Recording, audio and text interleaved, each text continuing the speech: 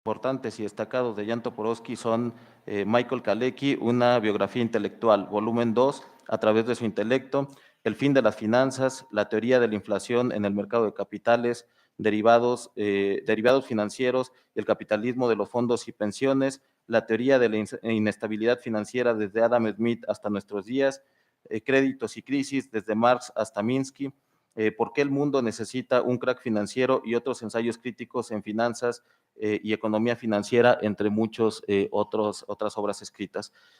Ha escrito una decena de trabajos en revistas especializadas en varios idiomas y ha sido consultor de organismos internacionales en temas financieros. Jan Toporowski estudió en Birkbeck College, Universidad de Londres y la Universidad de Birmingham en el Reino Unido. Ha trabajado como asesor del Programa de Desarrollo de Naciones Unidas de la Conferencia de Comercio y Desarrollo y en la Unidad Económica de Inteligencia. Bueno, sin más, queremos escuchar al profesor Toporowski, por lo cual yo les pido que lo recibamos con un fuerte aplauso.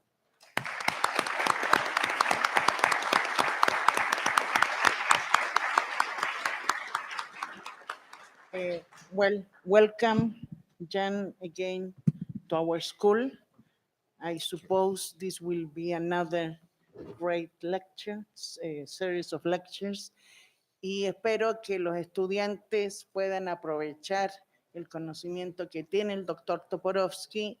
Vamos a hacer una reunión esta tarde en el posgrado con la gente de maestría y doctorado. Vamos a iniciar con una discusión y generalmente hay varios encuentros que están pidiendo los estudiantes con el profesor, el cual amablemente ha aceptado. Entonces, sin más, le doy la palabra. Va a hablar en inglés. Si hubiera algo que no llegaran a entender y se puede traducir rápido, lo hacemos con mucho gusto. Nada más levanten la mano. Al final va a haber una serie de preguntas y respuestas y esperamos que todos ustedes puedan intervenir, porque siempre, generalmente las preguntas son bastante interesantes y nos dejan mucho que pensar a todos nosotros. Thanks again, Jan, and please. Okay. Thank you very much for this very kind and generous introduction.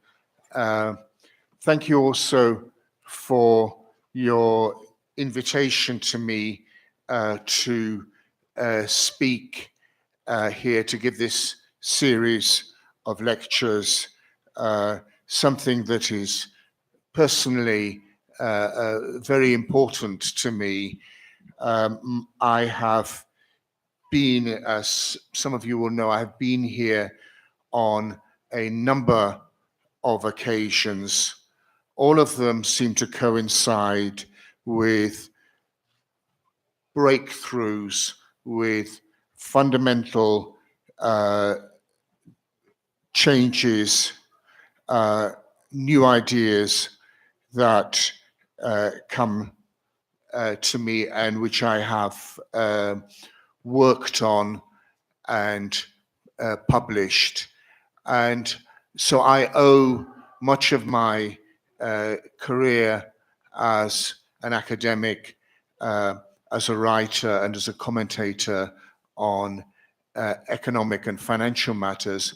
I owe much of this career to Dr. Levy, Professor Levy, and to the students here for the honest and critical way in which you approach finance and the way in which finance operates in the world. So I'm very hopeful of these lectures. These are some of the ideas that I've been working on in the last couple of years, and I think these the discussions that I will have here will bring them to I think a higher and a better level. So let me make my comments and discussion on the classical theory of interest, which is really what I have up there is the subtitle, because these observations on the classical theory of interest were set off by my reading of Anwar Sheikh's latest book. Anwar Sheikh in 2016 published a book, Capitalism, Competition, Conflict, and Crises. This is a book essentially containing his lectures in his master's course in political economy, and a course which he has been giving since the early 70s. Much of this I found very, very interesting, but I found myself in profound disagreement with his classical theory of interest. And when I was asked to comment on his book to introduce this, I mentioned this at the end of my presentation, and we had a brief discussion, and I thought, well, I need to explain this to him more seriously. So I wrote a paper, I wrote a draft, he commented on it, and the draft went through about four or five different versions. And finally, I sent it to the Cambridge Journal of Economics, and it will be coming out as a paper. But the essential, my essential point here is not that there is anything wrong with Anwar Sheikh's book or his approach, but that the theory of interest that he put forward is the classic Ricardian theory of interest. When I say Ricardian, I mean the theory of interest put forward by David Ricardo, criticized by the later classics, including Marx, and then superseded by the theory of interest of Wicksell and subsequently Keynes and Kalecki. Now the classical theory of interest is in Anwar Sheikh's book consists of two fundamental ideas. First of all, there is the idea that the rate of interest is governed by the rate of profit. The rate of profit that may be made in productive activities. This has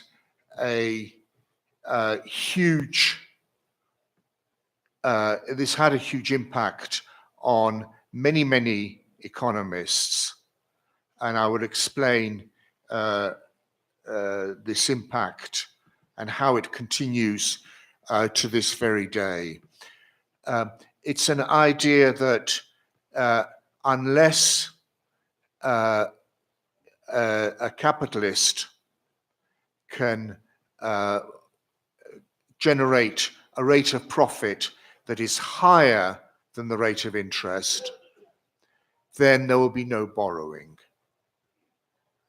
because the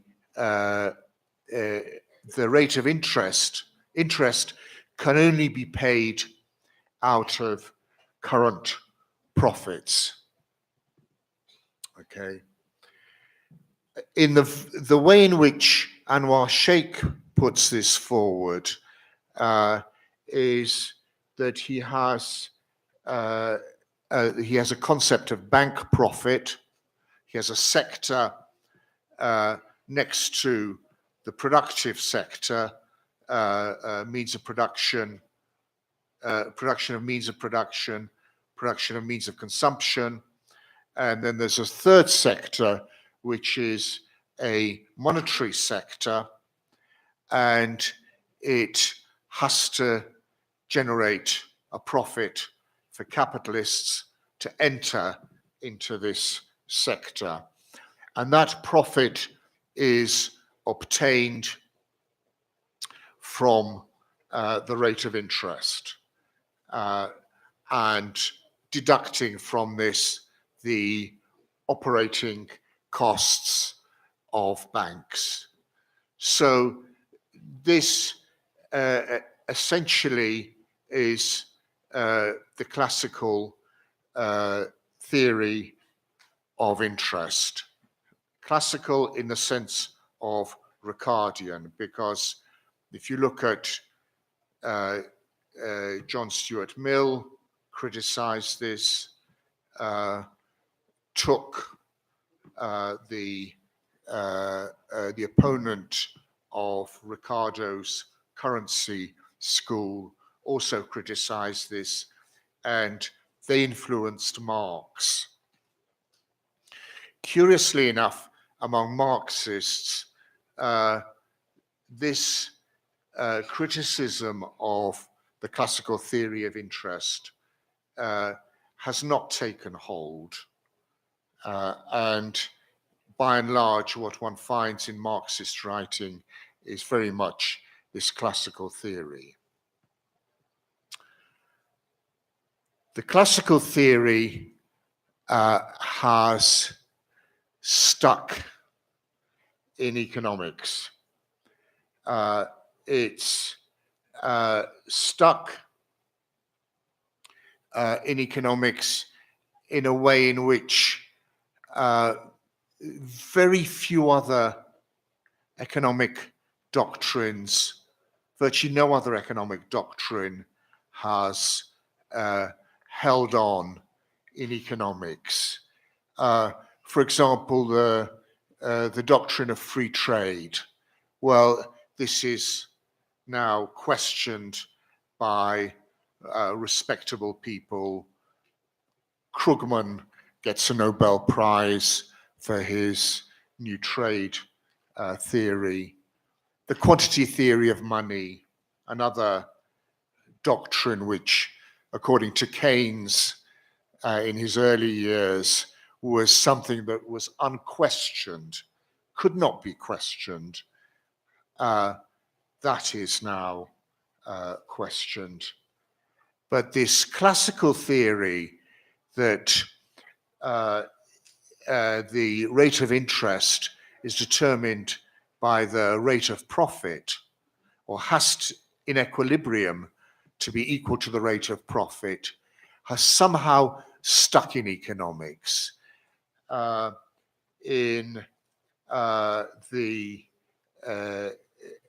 Traditionally, it's put forward as a Ricardian quasi-rent.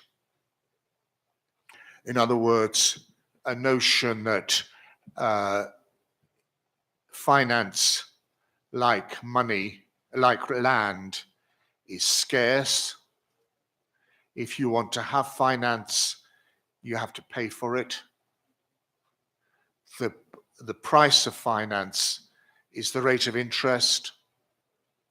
And once you have set this rate of interest, then rather like the rent on land, it determines the scale of production, how much production there will be, because with decreasing returns to capital, at some point, the return on capital will fall below the rate of interest, and therefore capitalists will not borrow more money to engage in production. So in equilibrium, as a quasi-rent, the rate of interest has to equal the rate of profit at the margin. In neoclassical theory, this concept reemerges as the rate of interest as an opportunity cost of financing investment. The capitalist is supposed to look at the return from lending out money at interest as opposed to using his money for production. If production doesn't generate a profit equal to or greater than the rate of interest, then you don't engage in production, you lend the money out. So here again, the rate of interest comes to be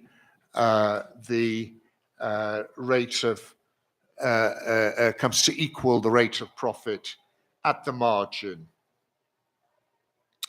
In the famous loanable funds theory of Dennis Robertson, you have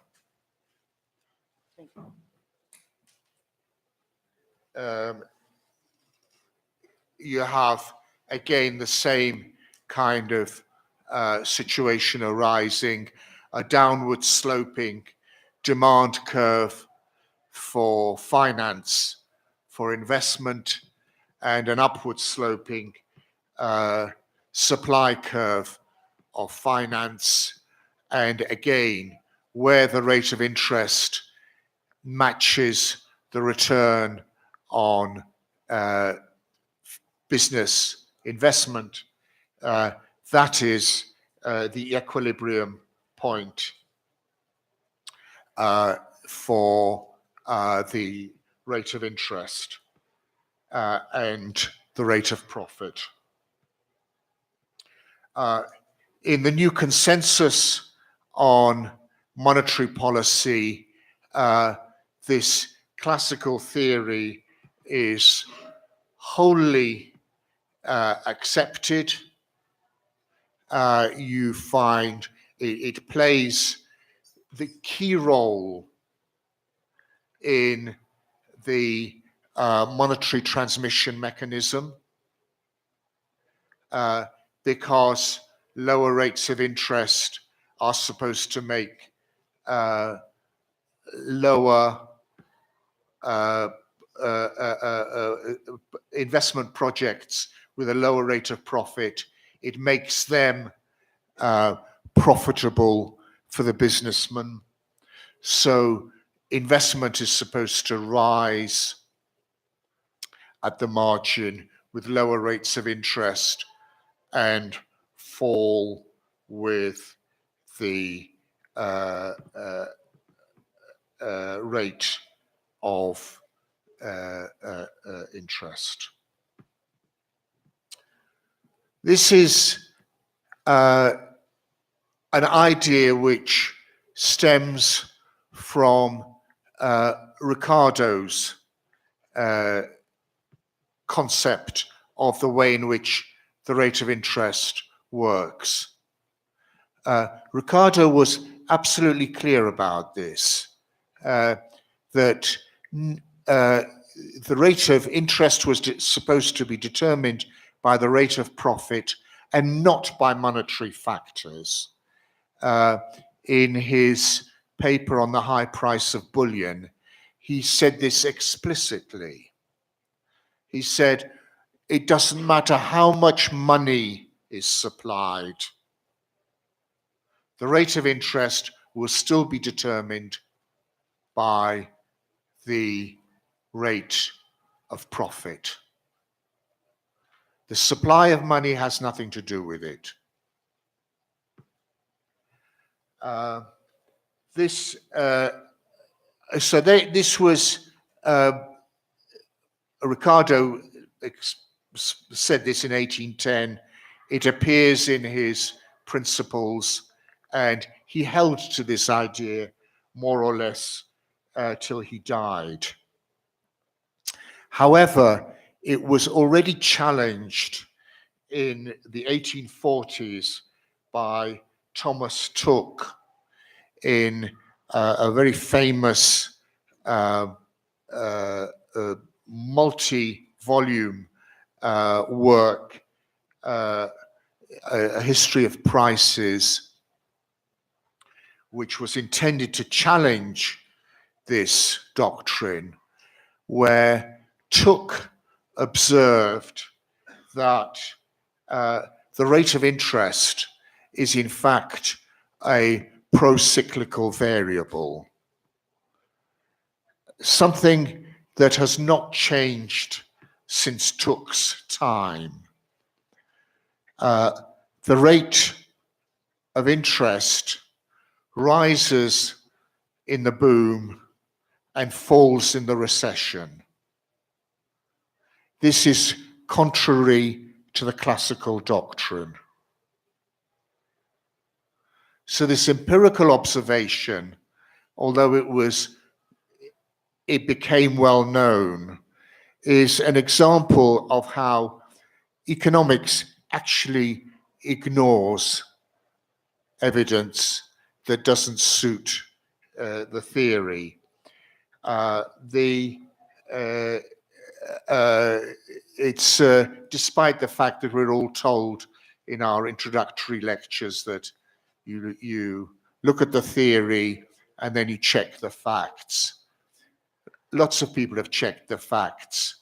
They don't fit this theory, but the theory holds.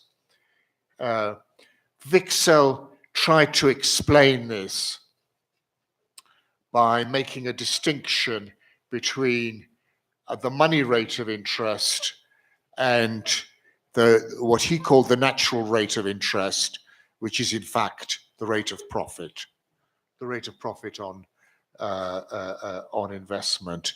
And he said this anomaly can be explained by the difference between these two variables.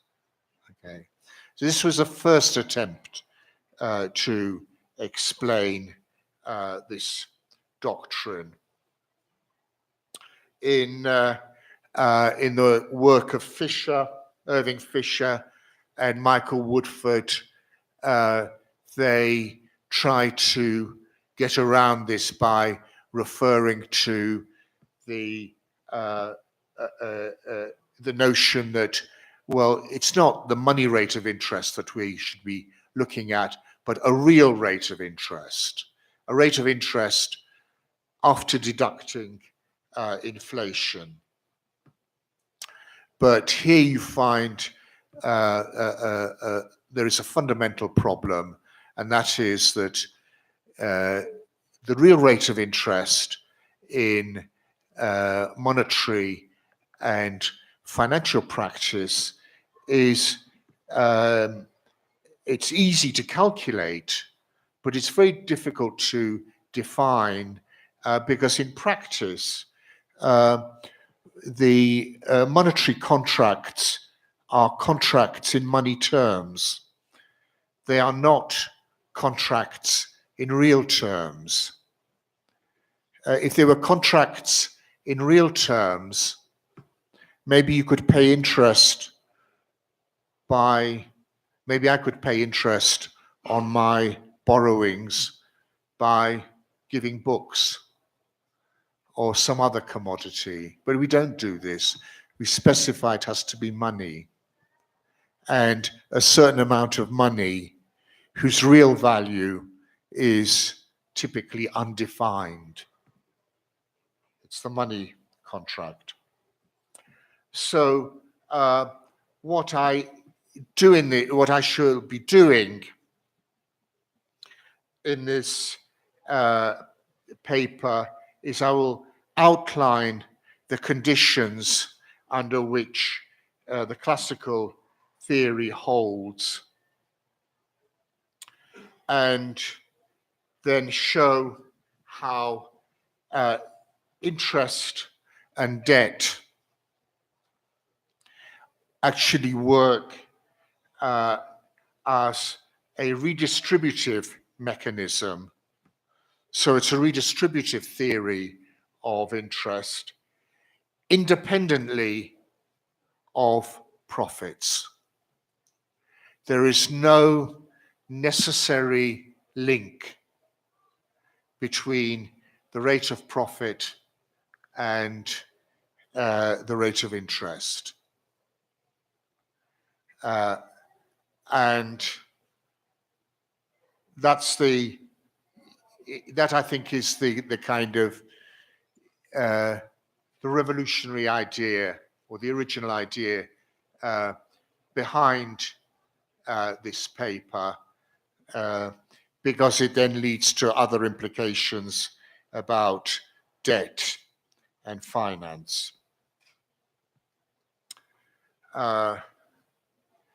In the classical theory of interest is derived from a Ricardian or a Struffian model of the economy, or in microeconomics, or the theory of value. Let's remember that in 100 years ago, if you were studying economics, you would not be studying microeconomics and then macroeconomics. This was an invention of Samuelson in the 1940s. You would be studying, first of all, the theory of value, and secondly, you would be studying monetary theory. The business cycle came under monetary theory.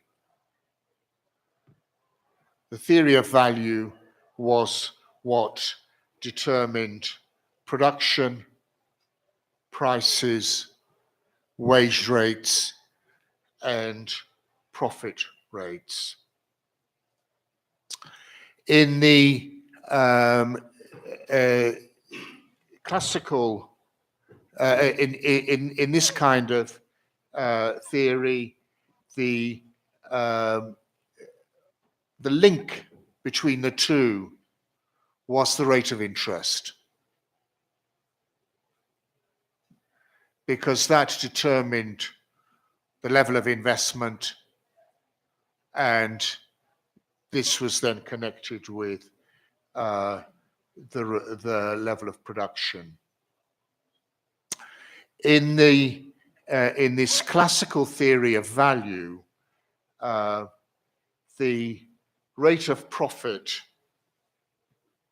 was equalized, or is equalized, by a process of what Sheikh calls real competition.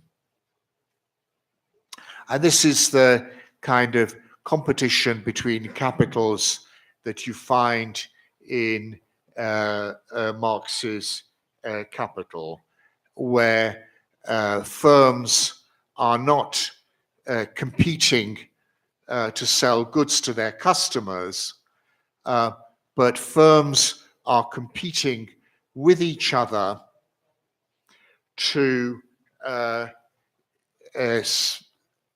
over profit rates. The firm with a higher profit rate wins out, wins higher profits, and the other firms with lower profits then move in on the business that high profit firm is working in, and then as a result of their competition, the rate of profit is brought down, and with increasing competition, there are decreasing returns, and the rate of profit is equalized to Marx's average rate of profit. Except that here we should be very careful, because in Marx made clear that his average rate of profit was a notional concept. It was a construct, a kind of Kantian construct by the political economist to understand the production process in order for Marx to be able to put into this process his theory of value. However, in Sheikh argues that this process of real competition is not notional, but is actually happening all the time. And of course, if you listen to business news, this is what you find. In the business sections of the newspapers are full of stories about how one business has a higher rate of profit or return on its capital than another business. Whether or not this actually gives rise to movements of firms between particular sectors, as Sheikh argues, and whether this eventually leads to an average rate of profit is not, it's really not clear from the evidence. What we do find is that at any one time, firms have different rates of profit. Now, what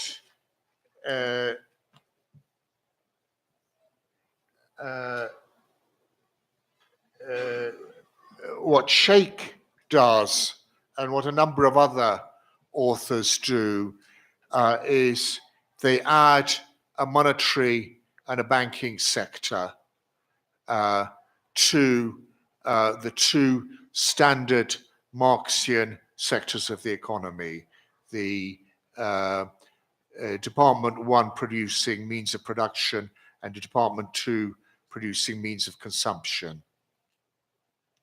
This is along the lines of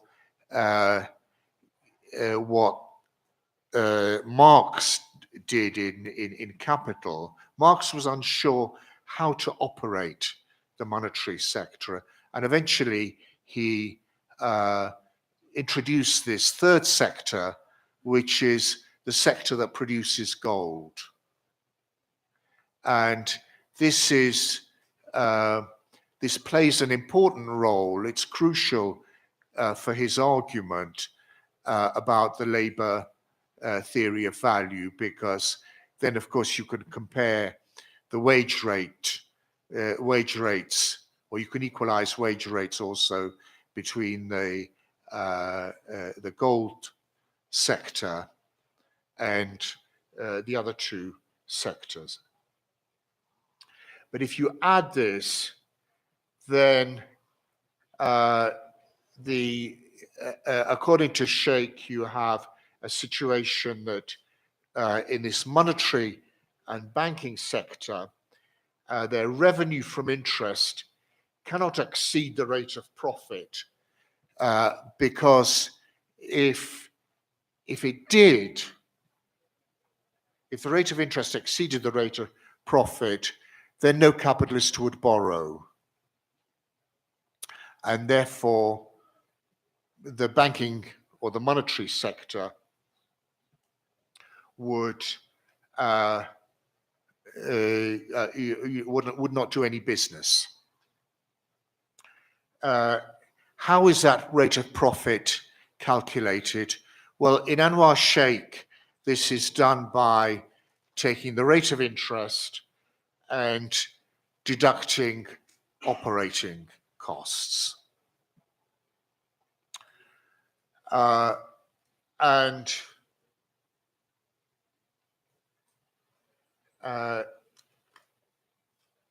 how does this work? Well, it's correct if you have, as in Ricardo's time, as you could argue, as Marx was arguing about, if your money is gold or a commodity with a defined costs of production. If your money is in effect the result of a labor process, or if it's as Sheikh argues, interest is not payable on deposits.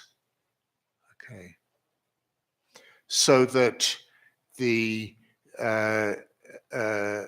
interest, the rate of interest, belongs wholly to the banking sector. Sheikh then makes some additional arguments, saying that, arguing that in effect the banking sector is fine. How is it financed? It's financed through shares, not bonds, because obviously you'd have to pay interest on bonds. It's not financed with deposits because, well, it can be financed through deposits, but no payment is made, no interest is payable on deposits. So in this way, you have interest appearing as a type of rent that determines the extent of capitalist production under decreasing returns to scale, or decreasing returns to this kind of competition between capitalists, so that a higher rate of interest decreases extensive production being production by adding productive capacity. Lower interest rate expands the extensive production.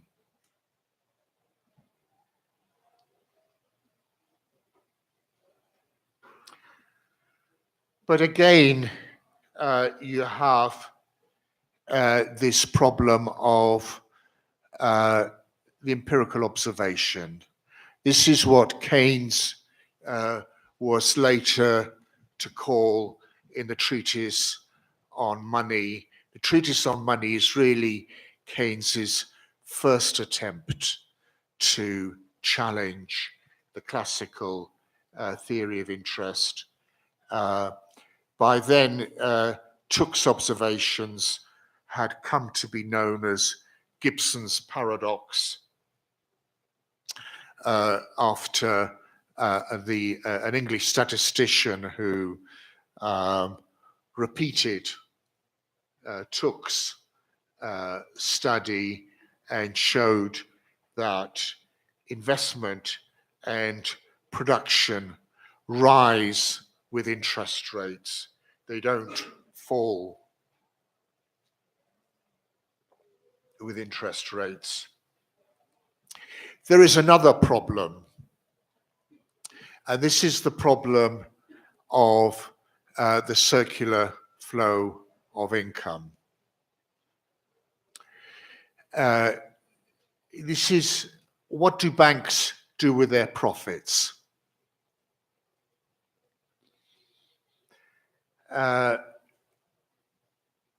If you, even if you think that bankers are usurers, they extract their too high interest from the rest of the economy, you cannot stop just by looking at the moment when they earn their income.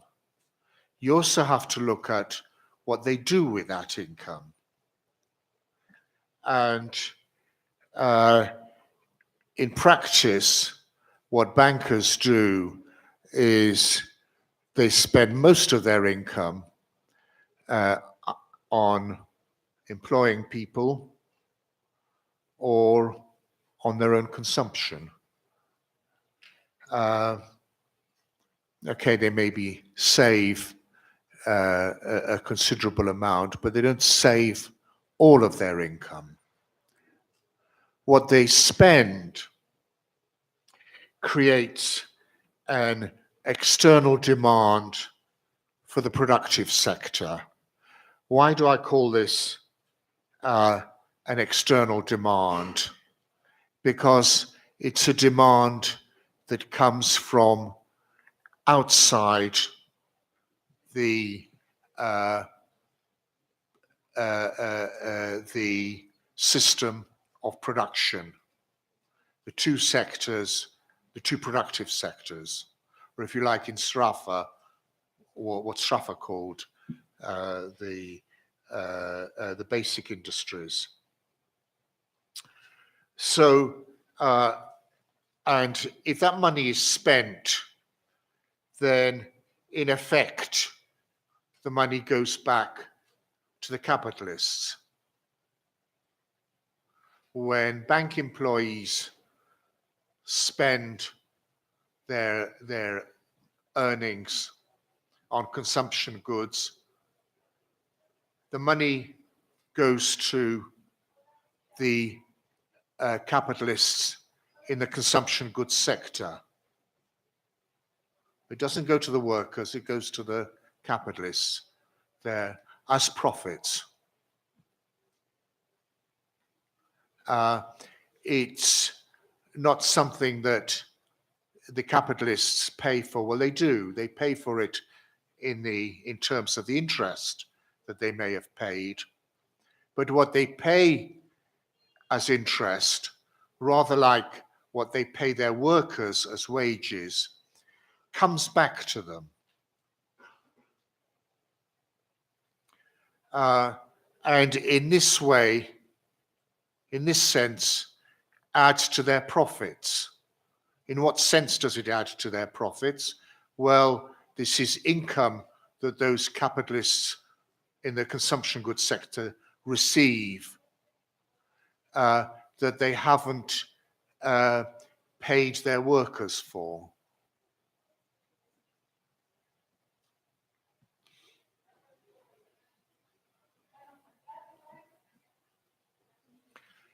In practice, what you find is that capitalists or firms have savings on which they earn interest. And there's an alternative narrative that says, forget about the idea that A capitalist is someone who has no money and has to borrow money for production. Capitalists have money. And this goes back to really to one of my favorite quotations from Kaletsky. Many economists assume, at least in their abstract theories, a state of business democracy where anybody endowed with entrepreneurial ability can obtain capital for starting a business venture. This picture of the pure entrepreneur, a kind of Schumpeterian pure entrepreneur, because it's characterized by a type of personality, not holding of money. This picture of the pure entrepreneur is, to put it mildly, unrealistic. The most important prerequisite for becoming an entrepreneur is the ownership of money capital. And this is a view which is not just the view of Kaletsky. This view you can find in Marx. When Marx wrote about primitive accumulation, this is what he meant. He meant, how do capitalists obtain the money for their productive activities? It's too bad that in Marx, he put this definition not in his chapter on primitive accumulation, which is all about the release of labor from feudal servitude, the enclosure of land, and so on. The definition is in a different chapter. But if you read Marx properly, this is what you find. One of the few Marxists who did read Marx properly on this, incidentally, is Maurice Dobb. And I would recommend particular some of Dobb's early writings on this, which are very, very good. So let's move away from this kind of discussion. What did Marx mean? What did the classics mean? What happens in practice? What is the empirical evidence? Let's move on to a theoretical view of a pure capitalist economy.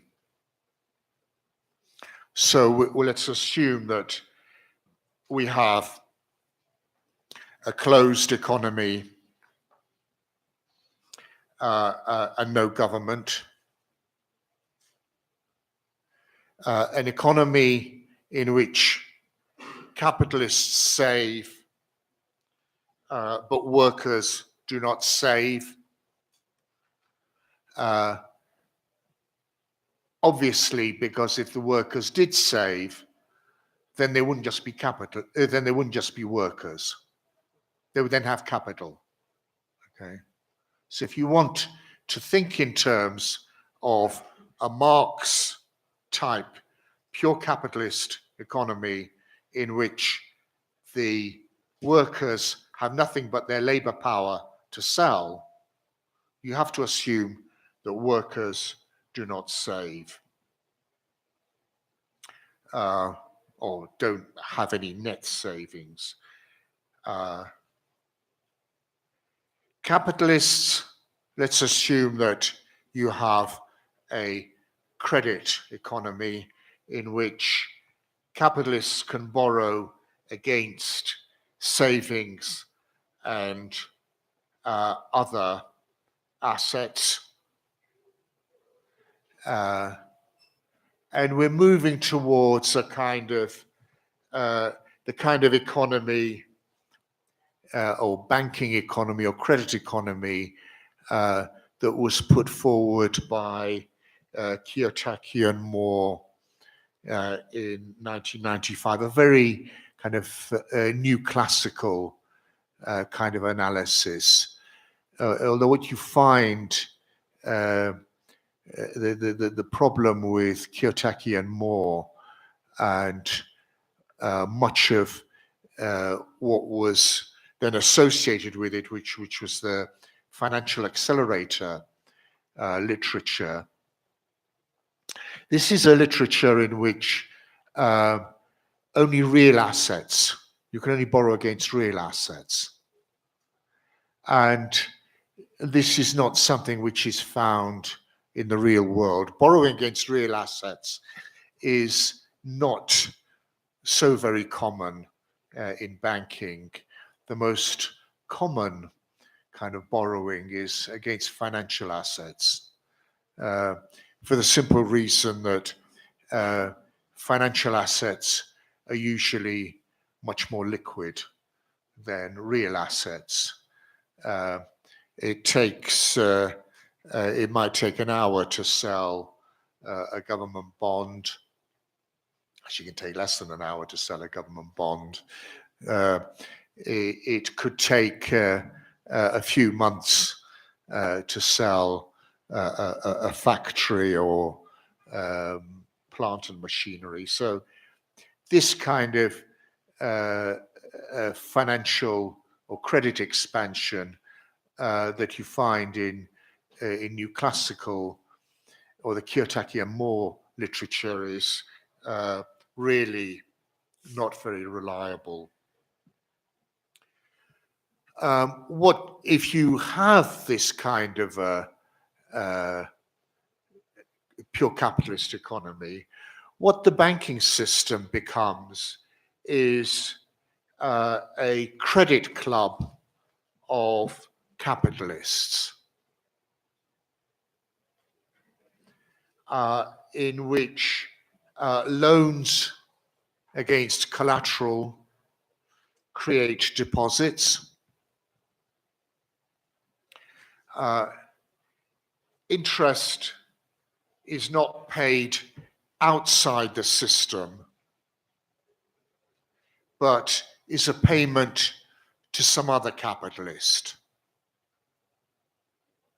so that it may be intermediated by the bank, but the interest that a bank receives is then mostly, you have a deduction for their expenses and their profit margin, but the interest then goes to some other capitalist who has the deposit counterpart of the loan. So in effect, interest is more or less zero sum. The amount of interest paid out is more or less, excluding this margin, is more or less equal to the amount of interest paid out is more or less equal to the amount of interest received by someone in the system. It's not outside interest. What this means is that capitalists' gross but not net income increases with the interest that they pay each other. Okay. If the rate of interest rises, those capitalists who have bank deposits will receive more interest. Those who have borrowed from the bank will pay more interest. The one cancels out the other. What it does do, however, and this is where you have Kalecki's theory of interest, and I believe this was this might have been the theory of interest that Keynes was feeling his way towards in his discussion of the rate of interest after he'd published the general theory. See, some of you may, there's a nice quote which I have in this, in the actual paper, in which Keynes, I think from about 1935, it was before the general theory, where Keynes said something like, the fundamental theory that's wrong, the fundamental thing that's wrong with the classical system is the theory of interest. But in the general theory, he didn't get to it. In the general theory, he put forward this rate of interest as a money rate of interest determined by the supply of money and then the demand for it for transactions, speculative demand, precautionary demand, this kind of thing, which he clearly wasn't satisfied with, because he then entered into this symposium with a number of other economists where he tried to explain what he really meant by this, which was by the rate of interest. And what he really meant was a rate of interest on liquidity. But he didn't really explain what liquidity meant. I guess it must have meant the liquidity in the financial markets. In Kalecki, it's much clearer that the rate of interest is the opportunity cost of any kind of financing. So that when you look at, let's say, the bank rate of interest, why is the bank rate of interest important? Because it's compared with the long-term rate of interest on bonds. So that if you are thinking of an investment project, those are the different kinds of financing that you will consider. Secondly, it determined how much money firms and capitalists were prepared to hold in their bank deposits as opposed to other financial instruments. If the rate of interest was too low, let's say as it is now, people would just leave their money in a current account. You don't bother with it because it's more, you wouldn't gain much more interest by putting it into other financial instruments. So Kalecki came up with this idea that what changes in the rate of interest do is they affect the velocity of circulation of money between different types of financing. An interesting idea, but what you then have is you have bank profit is not equal to the rate of interest, but is equal to the margin between interest on deposits and interest on loans minus operating costs. And this is in fact how bank profits are measured. If you look at, let's say, the standard, let's say the OECD publishes series on bank profits, and this is how they measure them. It's not a they may add to this fee income for fee transactions, fee paid transactions, but this is a margin, And what is clear is that it's unrelated to the rate of interest. It may be affected by competition between banks, but the absolute level of the rate of interest doesn't affect the profitability of banks. More importantly, what comes out of this is that interest can still be paid even if the rate of profit is 0. How can it be paid?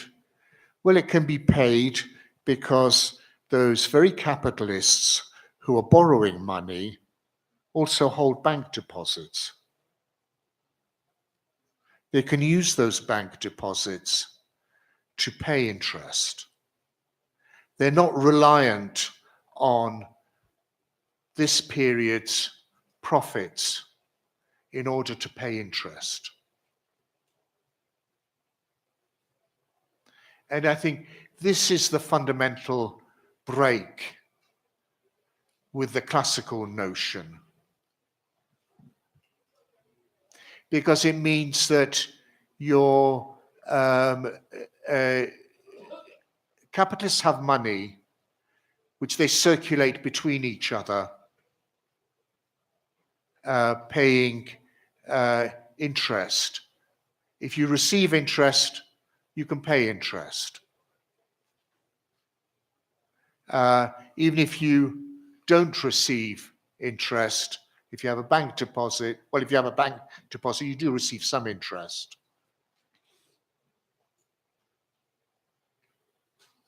What credit, debt, and interest do is that they redistribute bank deposits to net creditors from net depositors.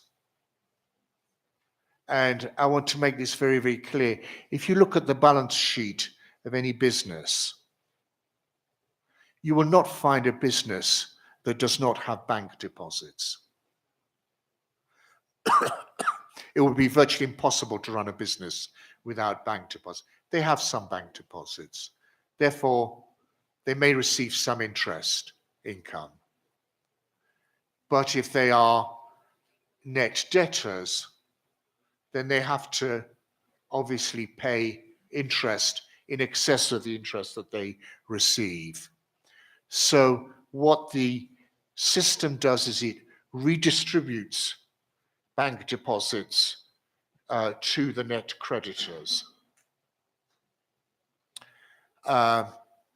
What we can do in this situation is we can make a distinction between inside debt and outside debt.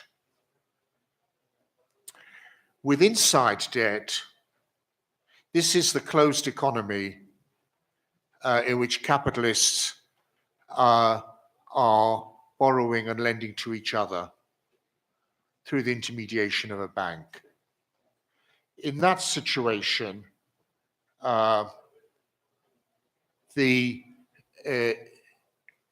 interest or debt payments must be matched by interest or debt receipts.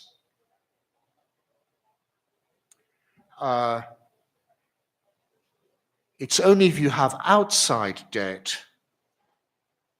What would be outside debt? Well, if you had an open economy and you had foreign borrowing, all those Mexican companies, Mexican corporations that are borrowed in America, they're committing themselves to making transfers outside the economy. So in that situation, you have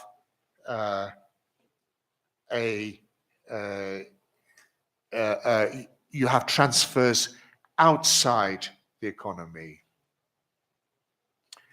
And this is where I think I have a fundamental difference with many of the people who put forward analyses of financialization in terms of gross debt.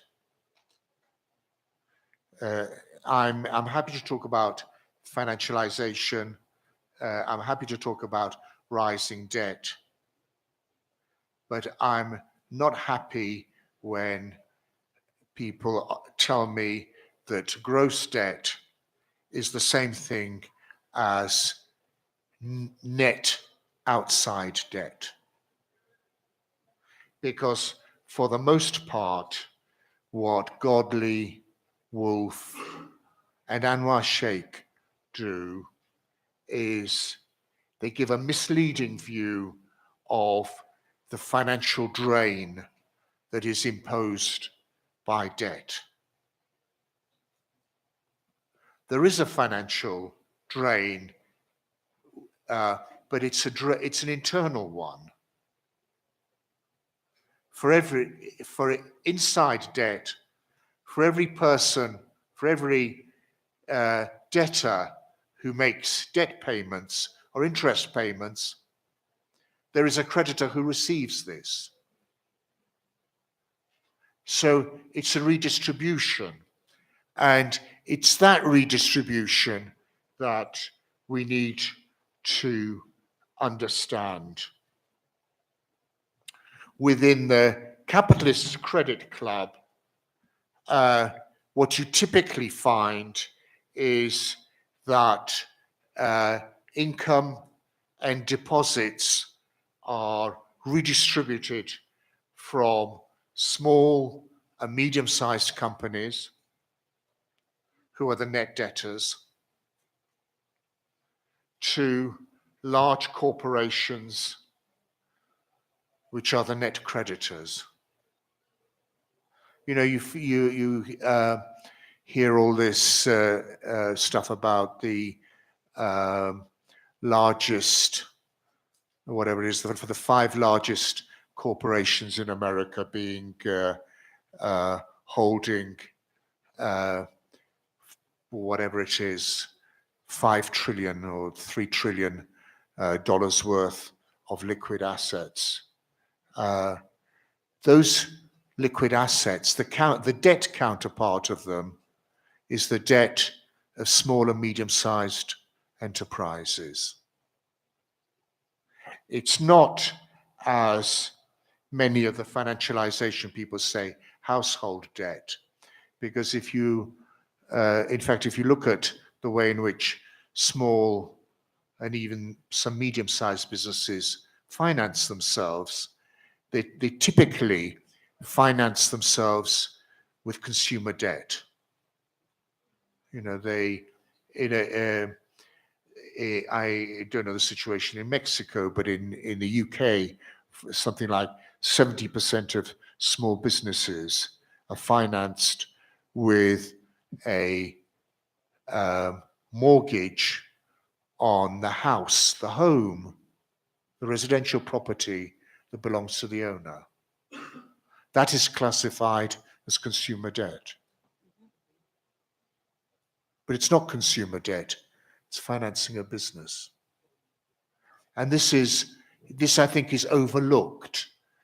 Once you put that back in, you can see how the redistribution is occurring in a way, in a sense, very much along the lines of what Hilferding was arguing, from small businesses to the large corporations.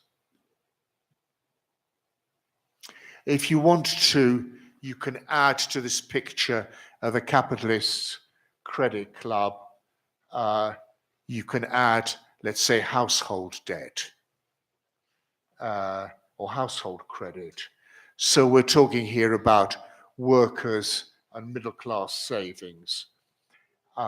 Household finance, where household finance redistributes household income and deposits among the middle class and asset owning households. You know, if I buy an expensive house, I need to buy an expensive, I need to have a large mortgage. A deposit is created. Who will get that deposit? The person from whom I've bought this expensive house, unless it's a new one, but by and large, they're old, expensive. You know, the old ones are nice. They have old trees in the garden. And they have, and you can, so how do the interest payments go? Well, they go from the person borrowing, it's me, to the person who now has the deposit. That person may pass that deposit on to someone else. Maybe they're moving to an even bigger house. They may, this is how household deposits circulate. And what you find on the margins is only a small fringe of indebted workers without good assets. That's a serious problem that's a serious distributional problem. But this doesn't mean that all household debt are impoverished workers borrowing money to finance their consumption. Far from it. Those who do are a small margin. They should not be ignored. It's just as much a serious problem for them as other problems of poverty. But we should not fool ourselves that gross household debt equals gross household poverty, which is what some of the financialization people have argued. Where does government debt come into this? Government debt comes into it because it redistributes gross income from taxpayers to government bondholders. This is in contrast to this notion that Barrow put forward of Ricardian equivalence. You know, this idea that government debt is outside debt. We are all taxpayers. If the government borrows money, we should start saving money now to pay for, in order to pay those taxes in the future. Why should we save that money? Some of us who hold government bonds will actually receive money in the future. The expectation that you will receive money is not considered by Barrow. And I think this is these kinds of inconsistencies, this confusion between inside debt and outside debt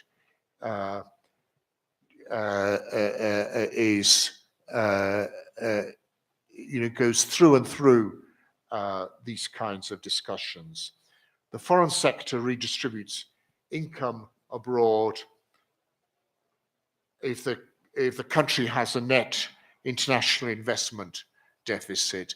This is when you look at government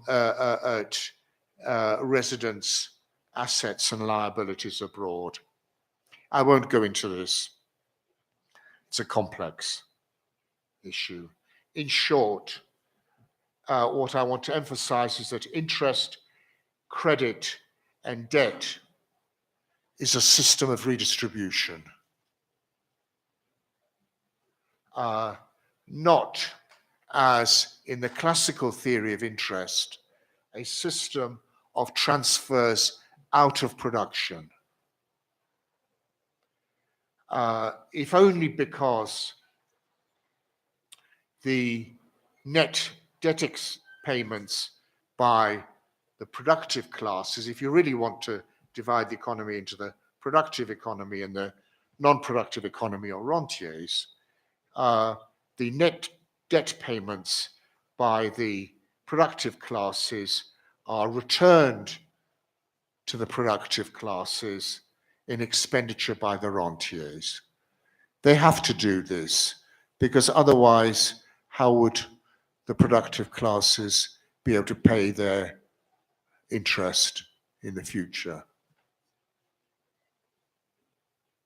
Implications, and this is my last slide.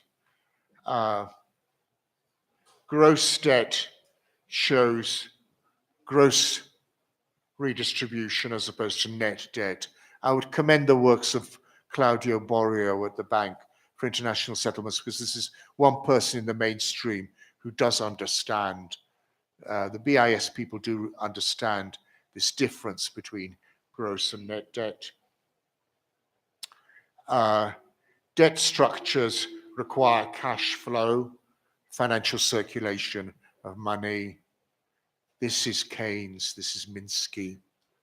And liquidity, the ability to raise credit against assets or to sell assets, matters more than profits for the stability of debt structures. That's why liquidity is important. Not so much the rate of profit. You can show me graphs of declining rates of profits and all the rest of it. I'm very happy to believe that the rate of profit may be declining or rising. My doubts are that this is representative of all firms. What is interesting is that if you add in the financial sector, what's interesting is the redistribution that occurs through the financial sector. Thank you very much for listening to me. I'm sorry it ended in a complex argument, but I hope it's at least made you think in a different way now about finance.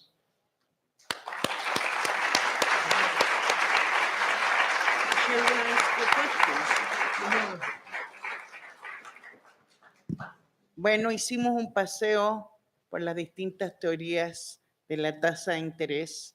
Hay un trabajo escrito que cuando lo tengamos se lo pasemos y le preguntamos si, como a todo el mundo le gusta la presentaciones, le preguntaremos si nos da permiso para difundirlas. Pero creo que podríamos abrir un pequeño espacio para preguntas, dudas, comentarios. Pueden hacerlo, iba a decir en el idioma que quieran, no. Pueden hacerlo en inglés o en español para poder traducir si es necesario. Si me lo hacen en griego, no.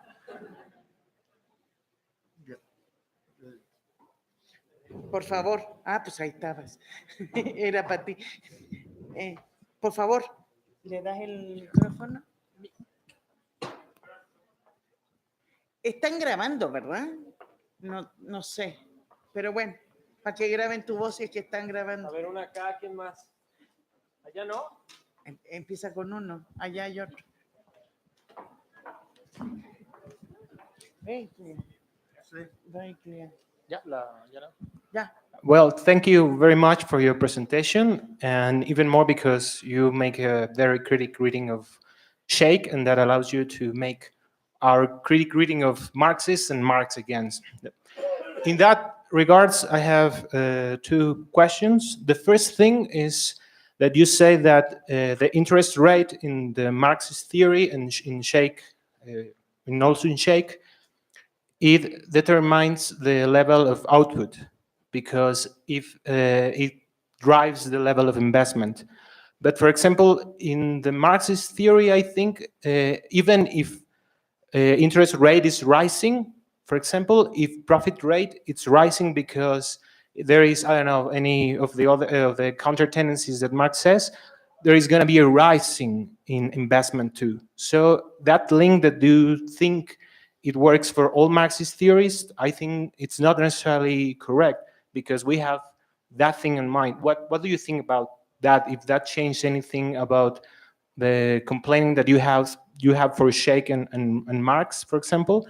And the second question is, the argument of Sheikh's that Sheikh does is because he wants to show or to prove that there is an equalization of profit, not just among commercial and productive sector, but with financial sector. And he show it with his data. He shows that the incremental rate of profit for the corporative non-financial sector is the same that the return on equity, for example. That if Sheikh's arguments are wrong, it would be that data is wrong, or that it's because it arrives to that conclusion by other, I don't know, that it's misleading. So what do you think, that his data that shows that his theory at least has at some point it's incorrect, his data, or that it's casual, that he comes that the conclusion that the rate of profit, the incremental rate of profit, is the same for the corporative sector, non-financial sector, than the return on equity? And thank you very much. You would like to answer it straight away? Yes, on the rise of rate of profit, I think from my reading of Marx, it is clear that there are differences between, for example, Marx as in Volume 1 and the what Marx was arguing in Volume 2 and Volume 3 of Capital. I think in Volume 1 he was trying to come to certain conclusions which went against what his the conclusions that he'd argued about in Volumes 2 and 3. At the same time, in Volume 1, he didn't really deal with the questions of money that he and finance that he was looking at in Volumes 2 and 3. And I think that this is there is ambiguity in Marx about this. In a sense, I like this ambiguity in Marx, because it's like some of the ambiguity that I feel about coming to definite conclusions about the way the whole system works.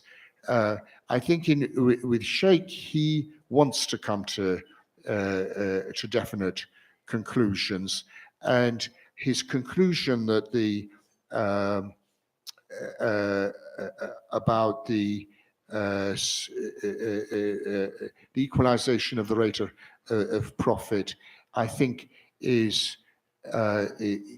wrong. I think that he does not take into account the full spread. His data does not take into account the full spread of rates of profit. The fact that there are large sections of the small business sector that operate at a loss, and it's not the equalization of the rate of profit is much more like what Marx argued about in Volume 3. The actual process is much more like what Marx argued in Volume 3, where in the end he was trying to pull the whole his whole system together, and that is that the aggregate rate of profit is a notional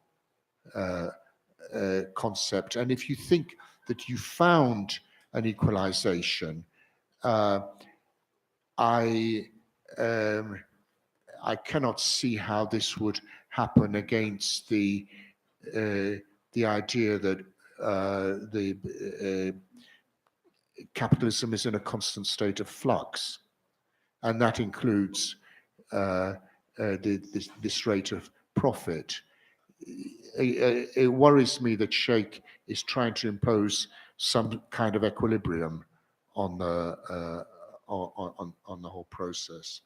On the relationship between the rate of profit and those counter tendencies, I agree with you. I mean, I think this shows Marx being aware of the fact that this is a situation of flux, and that the concept of an equilibrium in which the rate of profit has been equalized is one that's in the mind of the theorist. It's not something that actually exists. We could talk about this. We could talk about Marx's use of concepts like this, but it's not supposed to reflect a real state of the world, but possibly an implied state of the world, but a state of the world that is not reached. We have 2 more questions. One in the back.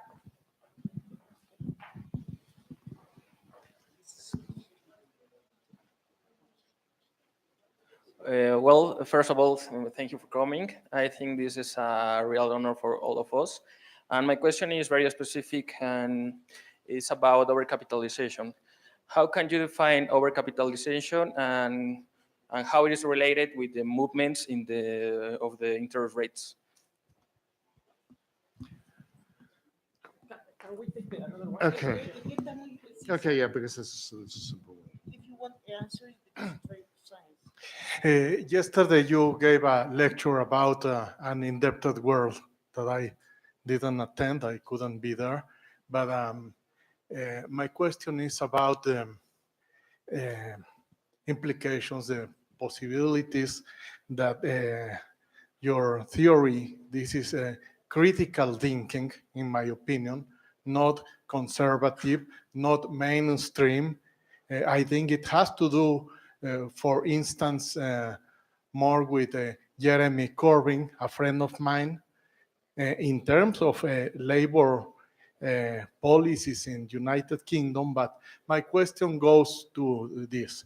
You are just talking about a country, one country or one economy, interest, profit rate, interest rate, bank profit, and banks as a club of creditors. But the point is, what about if this economy is the whole world in terms of countries, international, foreign relationships, international relationships, and this has to do with the 1% problem of global income, about global policies, and so on. Thank you very much, and congratulations. Yeah. Another one?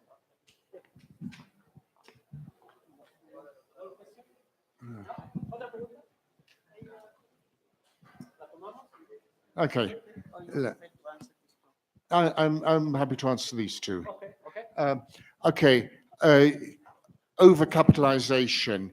What when I said that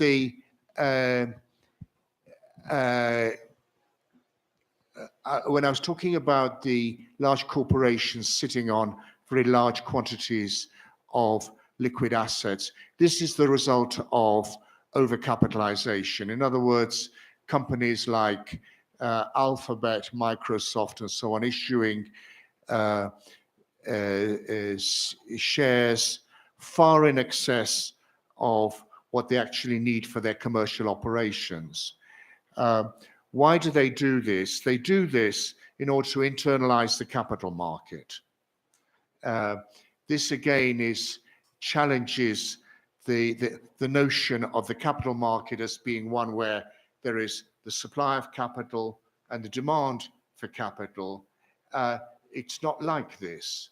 Most of the capital market is now controlled by these large corporations who use this money in buying and selling companies. And they, what they are trying to, they're in effect turning over that capital. But you have also to look at what is the credit counterpart of all those liquid assets. And the credit, those financial assets are the liabilities of the banking system in which they hold their bank deposits. On the other side are, to some extent, governments, but increasingly medium-sized companies that these large corporations buy up in the expectation that they will become, that they can sell them off or make new capital issues which will refund them that money with a profit. And I think this is the way the system is working. But I myself admit that I haven't thought fully through the consequences of this over capitalization. Other than that, when I read The Economist tells me that the overcapitalization is because these corporations are hugely profitable. I don't believe that they're so hugely profitable. I think that they've overissued, capital securities, and why? Because they have. If you issue equity, you have a very strong, very in Faminsky, a very neat hedged position. You don't need to worry about the profitability of your activities, but you have a huger amount of liquid assets, of reserves that you can turn over in the financial markets, and that's what in effect they're doing. Yes, thank you very much. I'm delighted to meet a friend of Jeremy Corbyn. Here I won't say that I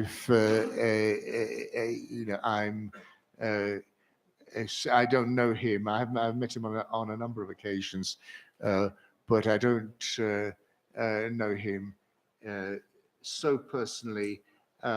I am certainly an admirer of aspects of his economic policy. In terms of global policy, in terms of global debt management, this is a very serious problem, because it actually divides up those countries which finance themselves domestically from those countries which finance themselves by using outside finance. And this use of outside finance, it really goes beyond issues of capital controls. We really have to look at the way in which the international financial markets operate, and also the way in which the international financial institutions that are supposed to maintain stability in those markets operate. And I think that there is a lot here which frankly needs reforming. I will actually be talking more about this on Thursday. My own feeling is that it's not just a matter of financial reform. If anything, what we can do is I certainly find myself in the position of putting forward certain reforms which I know cannot happen because those reforms touch upon the vital interests of the vital political and economic interests of capitalists, of modern day capitalists, the capitalists who control those large corporations. And how could we, we can put this forward, I guess, in much the same way that full employment was put forward in the 1940s. Will it succeed? That is a political question. But we'll talk about it more on Thursday. Thank you very much.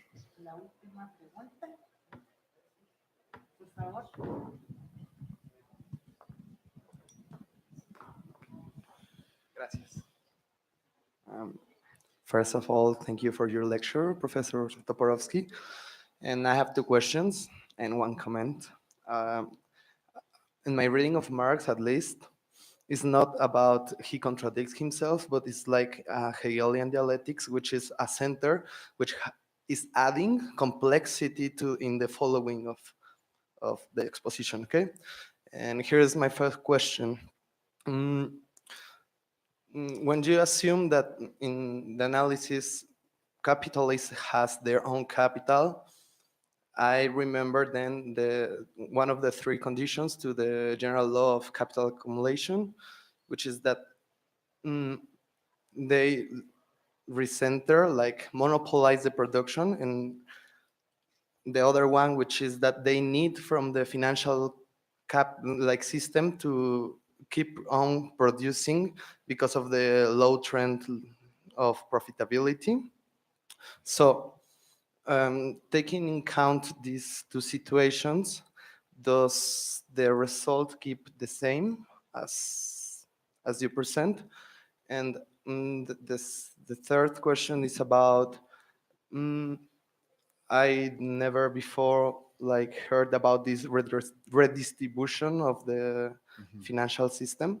So well, I actually did, but in the only place where I did was in the last section of the third book of the Capital in the Marxist rent theory. So my question is if it has something to see with that or is completely different what you are proposing here.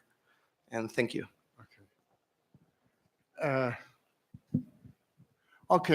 Yes, your point about Marx adding complexity. Yes, to some extent, I think this is quite correct, and I think Marx himself was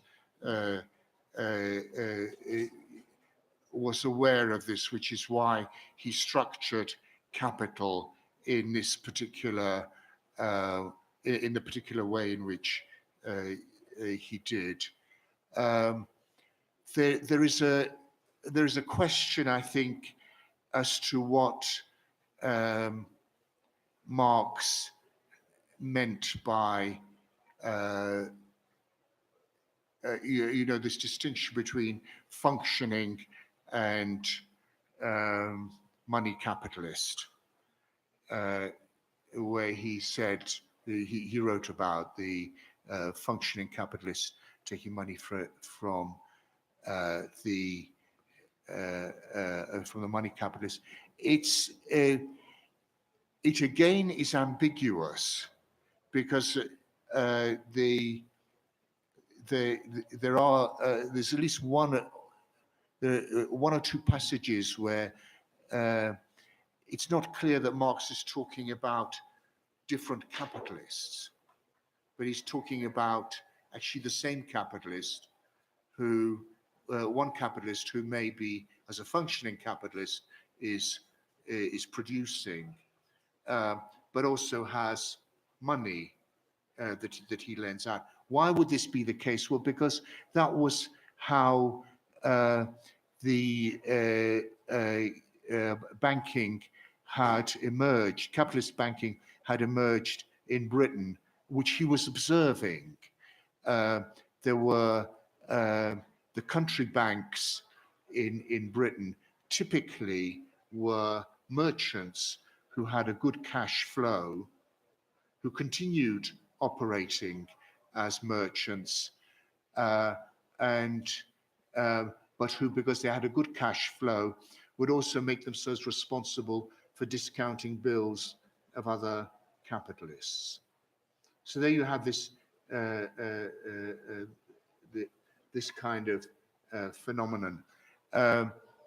Quite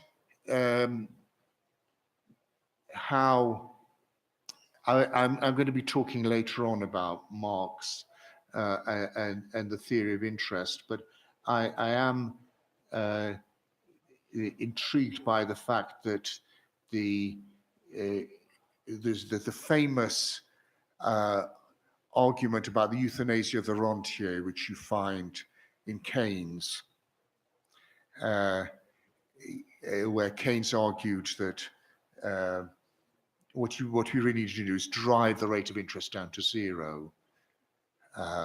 And if you drive the rate of interest down to zero, that, you know, all capitalists will become, in Marx's terminology, from money capitalists, they'll move into becoming functioning capitalists, because that's the only way they'll be able to make money.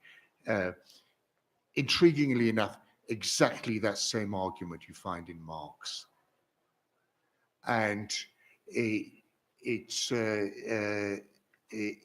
is intriguing because he there again, it underlines this notion that that they both had, that the money and the functioning capitalists are all kind of more or less the same, and that they will switch between those roles. Bueno, primero agradecerles que pacientemente estuvieron interesados escuchando esta conferencia. Mañana no sabemos si tenemos acá, no, porque hay un festival. En todo caso, si no, vemos el aula magna, no sé qué está. Creo que también podría estar disponible, ¿cómo se llama? El Narciso Basol, pero permítanme averiguar con las autoridades. En todo caso, aparezcanse a las 11:30 temprano allá en el aula magna y les decimos dónde. Perdón, pero funcionamos así. Y bueno, thanks very much to you. Y una pregunta nada más, ¿la conferencia de la tarde es acá? No, la conferencia es para gente, bueno, profesores y posgrados. Es en el edificio de posgrado, segundo piso, 207. salón 207. Es decir, son sesiones abiertas, vamos un poco a discutir más fuerte, entonces por eso lo abrimos a, digo, si hay alguien del último semestre, bienvenido, pero bueno, nuestra tradición es tener puertas abiertas a las discusiones para que el conocimiento corra. Entonces les agradezco a todos, al profesor Toporowski, nos agradecemos a nosotros y cerramos esta sesión. Thank you very much. Thank you very much.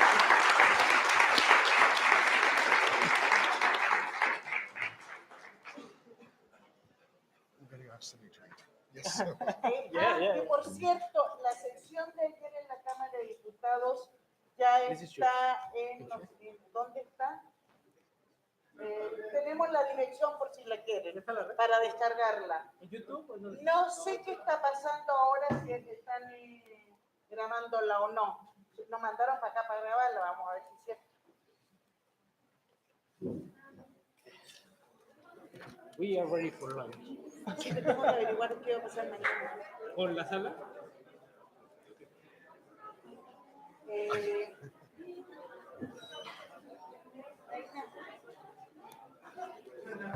Actually, I could go on, but I would, but not for. ¿Tú ya o qué ves? ¿Quedó claro o no quedó claro? Sí, ¿verdad?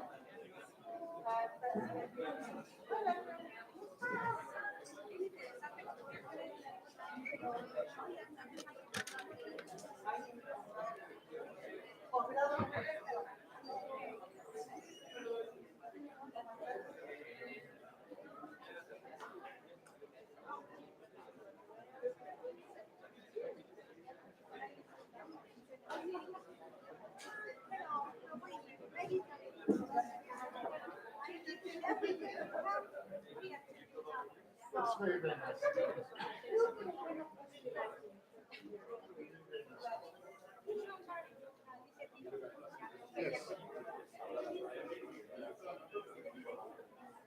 Yes.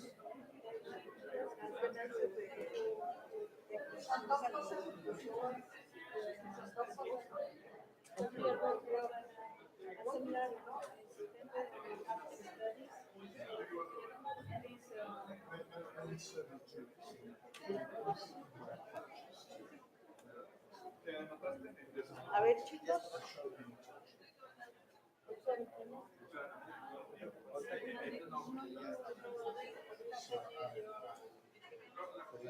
¿Entendieron?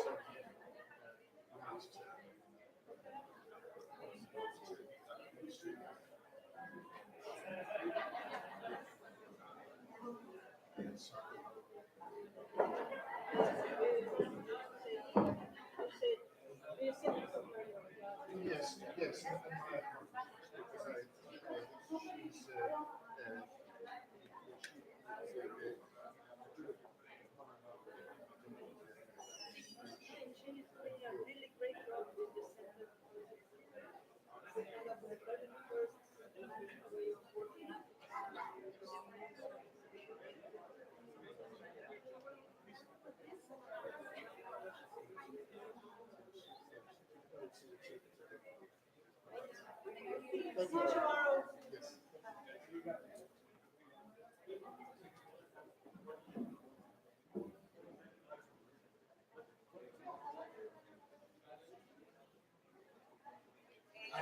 Yeah, and we should take.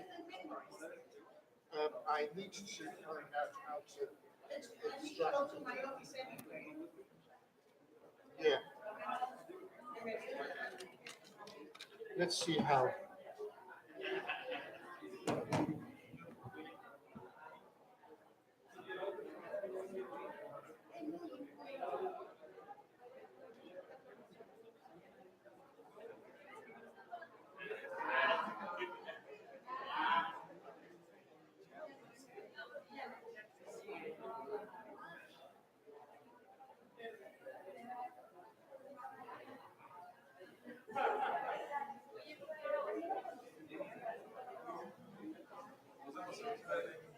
Thank you very much.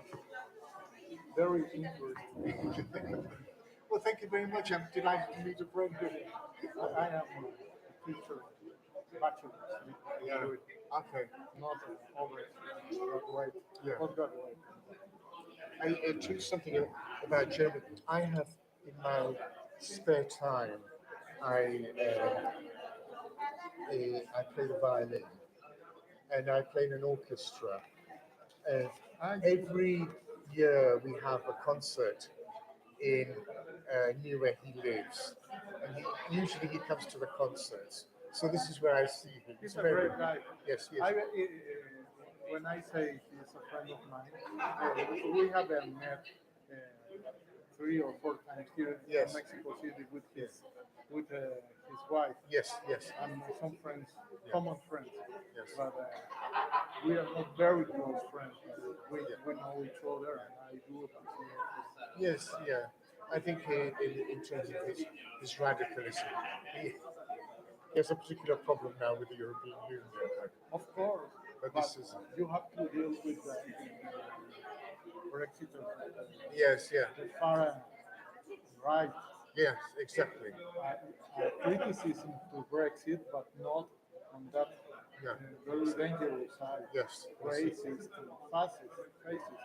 Well, I think this is you see this is the problem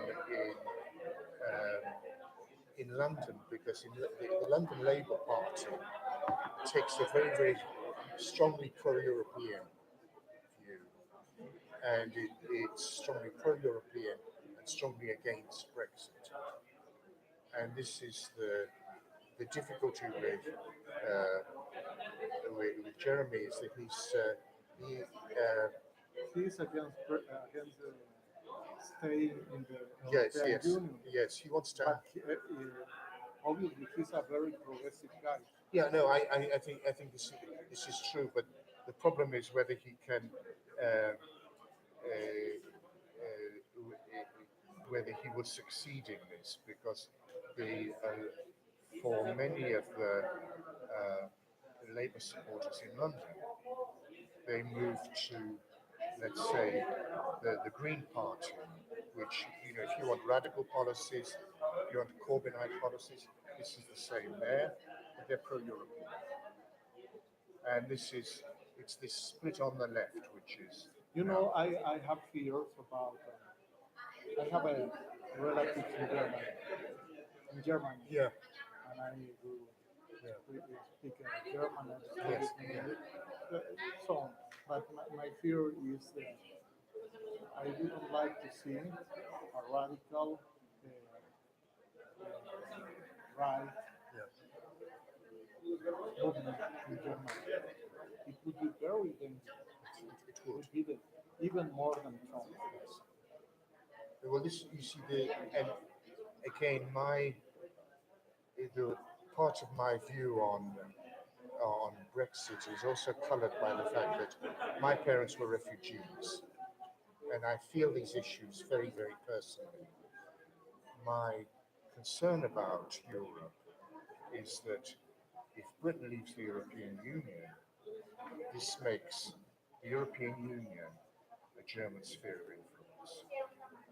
And this is dangerous because of exactly the danger that you made, that if Germany goes extreme right, we could become